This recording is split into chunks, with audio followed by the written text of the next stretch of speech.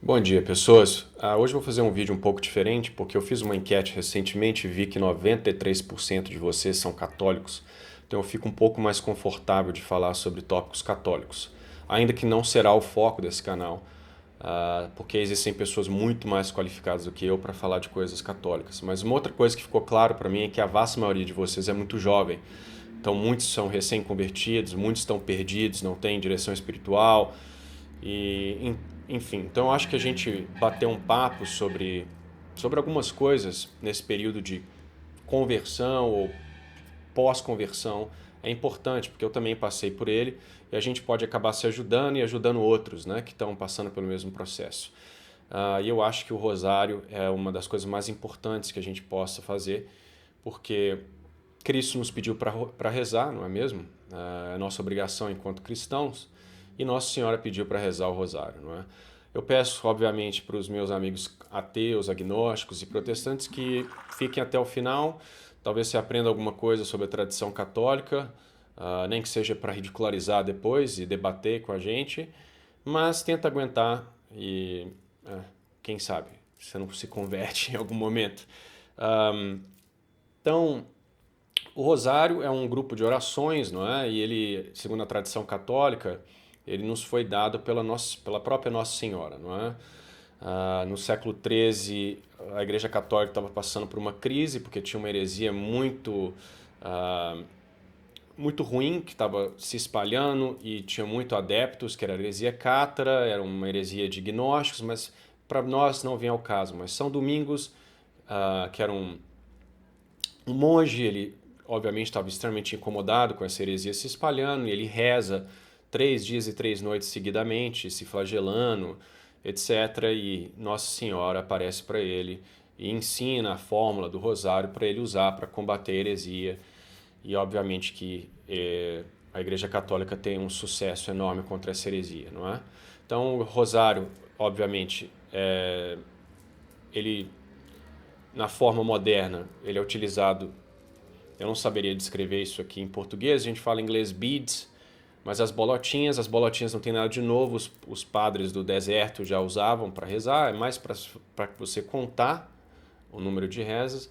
E o rosário tem as orações mais importantes do catolicismo, não é? Que é o credo, que a gente recita as nossas verdades de fé mais importantes, o Pai Nosso, a Ave Maria e o Glória, e também a oração de Fátima, não é? Então, eu estou dando essa explicação bem porca aqui só para os nossos amigos protestantes e ateus não ficarem perdidos, porque o objetivo não é falar do rosário em si, mas algumas dicas para rezá-lo. Então, é basicamente isso. Você começa com o credo, cada bolotona é um Pai Nosso, cada bolotinha é uma Ave Maria. Você tem, depois, as três primeiras e do primeiro Pai Nosso, você tem 3 décadas, com um Pai Nosso e 10 Ave Marias, desculpa, 5 décadas, e cada uma delas tem um mistério, geralmente envolvendo Nossa Senhora e Nosso Senhor, e são rezados, são 3 grupos de 5 mistérios, e a gente alterna os dias durante a semana, não é? Então é uma forma de meditação, porque você vai meditar nos mistérios, e uma oração, porque você está orando as mais importantes orações do catolicismo, tá? Então, chegando ao ponto que eu queria, depois de tanto tempo, as dicas que eu queria dar para vocês que se converteram, primeiro é reze o rosário, reze o terço, né? Porque dificilmente você vai conseguir rezar o rosário inteiro, então reze o terço todo dia, porque foi a pedido de Nossa Senhora e nós devemos, obviamente, obedecê-la, mas não só por isso, porque Deus nos pediu para rezar. E eu escutei de um padre que o consenso entre os teólogos é que para obedecer o primeiro mandamento, o mínimo de oração e meditação diária são 15 minutos. E não à toa que Nossa Senhora tem acesso às informações direto de Deus e obviamente ela quer nos ajudar. O rosário, se rezado com calma e dedicação, ele geralmente leva por volta desses 15 minutos. Então, se você é um preguiçoso, se você rezar só o rosário todos os dias, o terço, perdão, você estaria cumprindo com o preceito do primeiro mandamento, não é? Mas obviamente a gente deve rezar mais do que isso. Então, os meus comentários para vocês são o seguinte, principalmente para quem acabou de converter. Rezar não é fácil. A gente tem essa ilusão de que rezar é coisa de mulherzinha, que qualquer um consegue. Isso é uma palhaçada. Rezar, ter uma vida espiritual ativa é uma das coisas mais difíceis possíveis. E rezar o texto não é diferente. Então, quando você iniciar o hábito de rezar o texto, vai ser extremamente difícil e maçante, mas não desanime. Tente rezar, estabeleça um horário, essa seria a primeira dica que eu daria para você. Não vá, vou rezar o texto todo dia, mas deixa para rezar na hora que for, que quiser, porque a tendência é você ir empurrando ele para o final do dia. E quando você vê, você vai empurrando, você sabe como é que funciona. Não é? Depois do almoço eu faço. Não, eu vou jogar alguma coisa ali. Eu vou estudar. Isso aqui. Quando você vê, você já está indo para a cama, já está cansado, já não vai querer rezar e a chance de você pular esse texto vai ser muito grande. Então coloque um despertador num horário fixo. Se você tende a ser preguiçoso, coloque na parte da manhã para você exatamente não ficar empurrando ele para trás. Essa seria minha primeira dica. A segunda dica, não desanime, porque principalmente no início da conversão você vai ser atacado pelos demônios. Isso aí é quase garantia. Então vai ser muito comum de você, todo empolgado, querendo rezar o rosário, você vai pegar o teu terço e na hora que você fecha os seus olhos para meditar, pensamentos horríveis vêm à sua mente. Pensamentos dependendo dos pecados que você cometeu anteriormente, vão ser coisas promíscuas, coisas sacrílegas, enfim, coisas que vão te atormentar e vão te querer sair dali e não continuar rezando. Mas é isso exatamente o que o demônio quer que você faça. Então, tente ignorar todos esses bombardeamentos de pensamentos. Se fechou o olho, vem uma imagem desagradável. Eu, por exemplo, quando converti, e às vezes acontece ainda, mas quando eu estava começando a rezar o texto, isso acontecia o tempo inteiro. Na hora que eu tentava imaginar o rosto de Nossa Senhora ou de Cristo, vinha uma mancha preta no rosto deles, quase demoníaca. E eu me afastava assim com o pensamento. Imagina, seu pensamento está lá tateando, tentando encontrar Deus, de repente vem essa coisa grotesca e seu pensamento, você tira ele, entendeu? Então, assim, estou dando um exemplo para mostrar para você que é realmente algo extremamente desagradável, mas não pare, continue rezando, mova o seu pensamento para outra coisa e não desista. É isso que o demônio quer que aconteça, que você desista. Então não desista e não entre em desespero.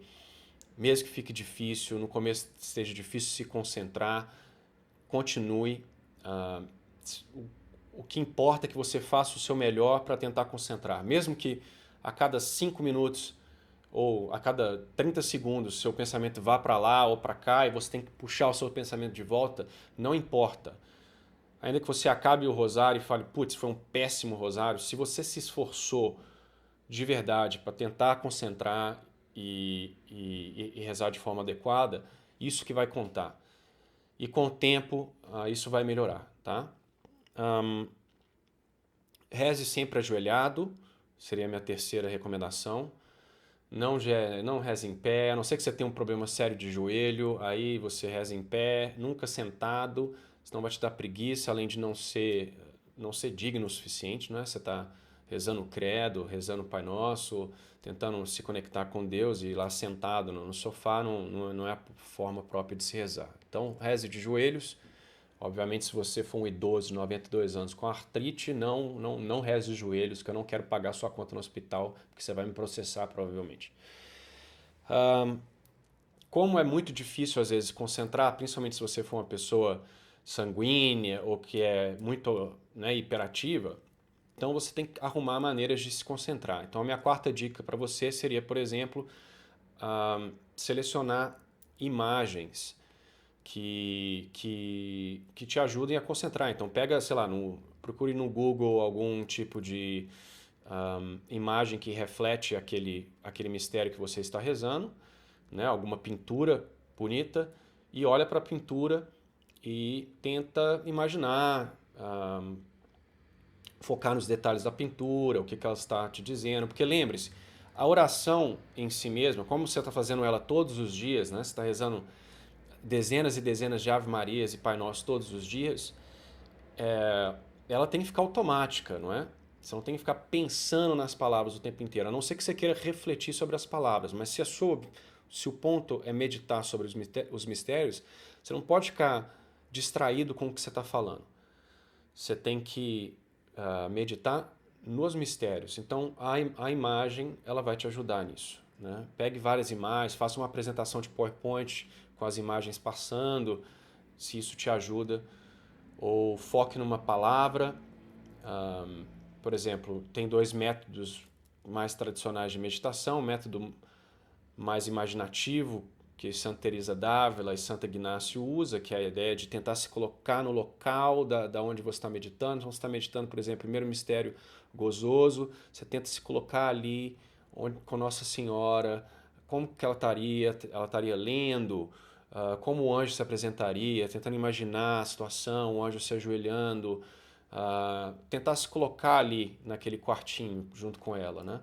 Se você tem dificuldades de imaginar, ou se você está tendo muito ataque na sua imaginação por causa do demônio, então você pode, por exemplo, focar em alguma palavra, não é? No ave, o que significa esse ave, ou ave cheia de graça, né? Pensar na, né?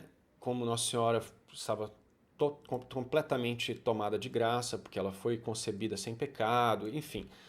Uma outra coisa que você pode fazer é pegar a Bíblia, é o que eu costumo fazer, porque a minha imaginação é muito louca, ela fica desgovernada por causa do meu temperamento e por causa dos meus hábitos passados. Então, o que me ajuda muito é pegar a Bíblia, abrir a passagem que está sendo meditada, não é? Então, nesse caso, seria lá o Evangelho de São Lucas, e eu acompanho a leitura, eu leio aquele trecho da meditação, não é? Então eu leio as palavras do anjo, etc. Isso me ajuda muito a concentrar, porque eu fico distraído muito facilmente. Então o que funcionar melhor para você, mas não desanime, como eu falei, percebeu que a sua mente está vagando, puxa ela de volta, usa a sua vontade para trazer a sua imaginação de volta. Não existe uma fórmula correta, existe a fórmula que funciona para você nesse caso, desde que seja com dedicação, não é? Estude os mistérios, seria uma outra dica que eu daria para você, não é? Para você, principalmente se você está estudando as palavras, não é o que significa, você tem que conhecer o que está sendo meditado, não é? Tudo bem, no começo você acabou de converter, você sabe muito pouco, reze assim mesmo. Mas o ideal é que você aprenda, não é, a teologia por trás ali, o que quer dizer estar cheio de graça, não é? Por exemplo, o fato que Jesus era o novo Adão. Então, existem coisas interessantíssimas que você pode estudar. Por exemplo, quando Pilatos traz a Jesus, eis aqui o homem na língua deles lá, no latim, ou era aramaico, sei lá, eu não vou lembrar exatamente agora, mas é a mesma palavra para Adão, entendeu? Então, Pilatos inadvertidamente fala, eis aqui Adão. Ou o fato de que quando Cristo é crucificado, ele é crucificado num tronco, não é? Numa madeira que representa a árvore. Então, da mesma forma que uma árvore foi responsável pela queda da humanidade, não é? Porque por causa da fruta e Satanás, Cristo, por ser o novo Adão, por uma árvore, né, que é representada pela cruz, ele redime a humanidade. Coisas desse tipo. E você pode meditar sobre isso daí, não é? Então, saiba o evangelho, saiba a tradição, saiba a teologia, estude. Que aí o seu texto vai ficar muito mais interessante, porque você pode variar. Às vezes você medita Jesus como um novo Adão, às vezes você foca numa imagem, às vezes você lê a Bíblia, enfim, você pode variar. Porque é algo que você vai fazer pro resto da sua vida, todo santo dia. Então, tem que ser algo que você goste também. Mas se também não estiver achando horrível, tem que fazer do mesmo jeito, porque é assim que homem e mulheres, né? Nós católicos temos que nos comportar. Não é fazer as coisas porque ela nos dá uma sensação de prazer, mas fazer porque elas são certas, não é?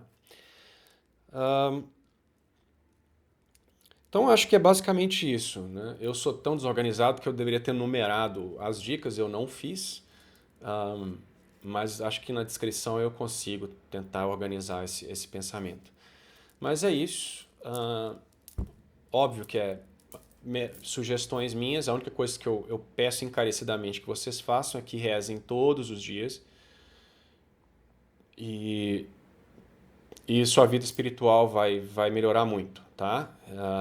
Lembrem-se que Nossa Senhora fez várias promessas para quem rezar o texto todos os dias e é um sinal claro de predestinação ao céu se você reza o texto todos os dias, não é? Se você rezar o texto todos os dias, é muito provável que no dia da sua morte Nossa Senhora não vai resgatá-lo. Inclusive eu vi um caso de eu não vou saber, infelizmente, me perdoe, eu não vou saber quem me contou e qual eram as pessoas envolvidas, mas parece que tem uma tradição que o indivíduo viveu uma vida muito horrível, mas ele rezou um terço ou algumas vezes meio que a contragosto e no seu julgamento Nossa Senhora tinha uma balança, colocou, eu fico até emocionado, me perdoa, mas colocou todos os pecados dele pesando de um lado da balança e o número de vezes que ele rezou o terço, que seja uma vez, e aquilo, né, o peso caiu para o terço, mostrando que uma oração do terço ela consegue compensar por vários erros seus. Então, assim, não tenho o que dizer, Nossa Senhora pediu, já deveria bastar para todos nós, mas tem alguns obstinados que acham que ficar estudando tomismo o dia inteiro e não rezar o terço é a forma de proceder na vida espiritual, que está totalmente errado. Mas enfim, então fica aí a dica, espero que tenha ajudado algum de vocês e fiquem com Deus e que Nossa Senhora os ajude a rezar o terço. Tchau, tchau.